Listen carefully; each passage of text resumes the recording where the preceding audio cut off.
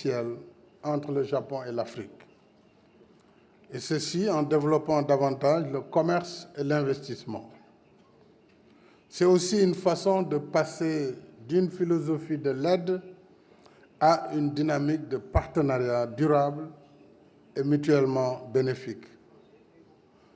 L'Afrique a des atouts et des opportunités. Nous le savons tous. 30 millions de kilomètres carrés, 1,4 milliard d'habitants. Le Premier ministre du Japon l'a indiqué. Nous serons 2,5 milliards d'habitants en 2050. Des ressources naturelles abondantes, non transformées, et une main-d'œuvre disponible. Bien entendu, il faut prendre en charge la question du capital humain, la formation, l'éducation de cette jeunesse. Le Japon et son secteur privé ont les capacités technologiques et financières nécessaires pour établir des partenariats en Afrique dans des domaines aussi variés que les infrastructures, le transport, l'habitat, etc. En réalité, il s'agit de dupliquer, en l'adaptant, le modèle de développement japonais, européen, américain sur le continent africain. On ne va pas recréer ou réinventer la roue. Il s'agit d'adapter sa mise en place sur le continent africain. Donc il n'y a rien de nouveau qui puisse nous empêcher de développer ensemble ce continent. Il y a le secteur de l'agrobusiness, au moment où la problématique de la sécurité alimentaire est d'actualité. Et nous avons une demande exponentielle d'alimentation dans le monde. Je suis convaincu que pour booster le commerce et l'investissement, il faut nécessairement accentuer nos efforts au moins à 3 niveaux.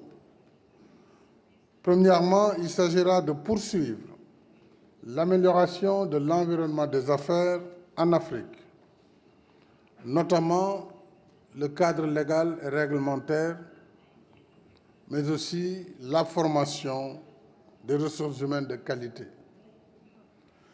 Deuxièmement, il faudra du côté japonais, et il serait important de mettre en place des mécanismes de financement nouveaux, appropriés, pour accompagner les entreprises japonaises en Afrique, soit qui souhaitent investir sur le continent ou qui viennent comme EPC.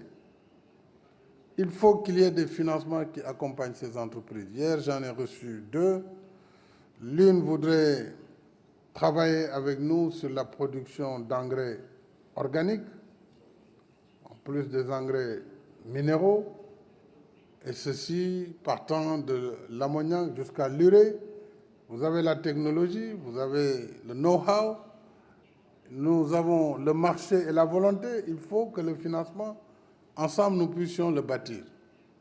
Donc, c'est pourquoi j'ai dit l'intérêt de ce Business Forum, c'est d'écouter les opérateurs eux-mêmes qui connaissent leurs difficultés, aussi bien au Japon qu'en Afrique. Et sur la base du diagnostic que eux, les acteurs, nous feront, les gouvernements pourront s'adapter et accompagner le secteur privé des deux côtés. Cela pose la question, bien sûr, pour pouvoir trouver des mécanismes de financement adaptés, la question de l'assouplissement des règles de l'OCDE d'accès au crédit export. Je sais que le Japon est très respectueux de ses engagements vis-à-vis des cadres dans lesquels il participe, notamment l'OCDE. Mais ce discours, je le tiens aussi aux autres membres de l'OCDE. Il est temps que l'OCDE réforme ses règles. Elles ne sont plus en adéquation avec les besoins du moment. En tout cas, elles ne sont pas adaptées à l'Afrique, très clairement. Puisque l'Afrique a de gros besoins de financement. On ne peut pas bâtir le développement du continent sur la base de crédits export de durée de 10 ans. Ça n'a pas de sens. Il faut donc qu'on augmente les maturités, qu'on réduise les taux et que l'Afrique puisse prendre le volume qui lui permette de rattraper son retard de développement dans un horizon. qui soit un horizon temporel qui corresponde au moins à la vie humaine. Mais on ne va pas encore attendre 2 siècles pour atteindre un niveau de développement espéré.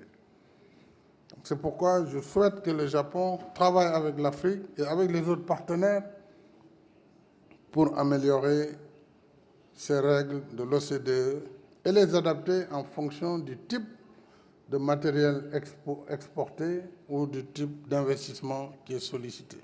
Troisième niveau d'attention, c'est qu'ensemble, nous devons davantage travailler à mieux faire connaître aux entreprises japonaises les opportunités d'investissement en Afrique et améliorer la perception du risque sur le continent. Je dis toujours que cette perception du risque reste beaucoup plus élevée que le risque réel en Afrique. Alors, tout ceci a pour conséquence de renchérir davantage les primes d'assurance et de réduire la productivité et l'investissement en Afrique. Il nous faut œuvrer ensemble pour que l'évaluation du risque soit plus transparente et plus juste en reflétant au mieux les réalités des pays qui sont évalués. C'est dans cet esprit de partenariat gagnant-gagnant que j'ai envie d'appeler JAFRICA, Japan-Africa, mais gagnant-gagnant, win-win partnership, que je salue le Forum économique de la 8e TICAD. Je vous remercie.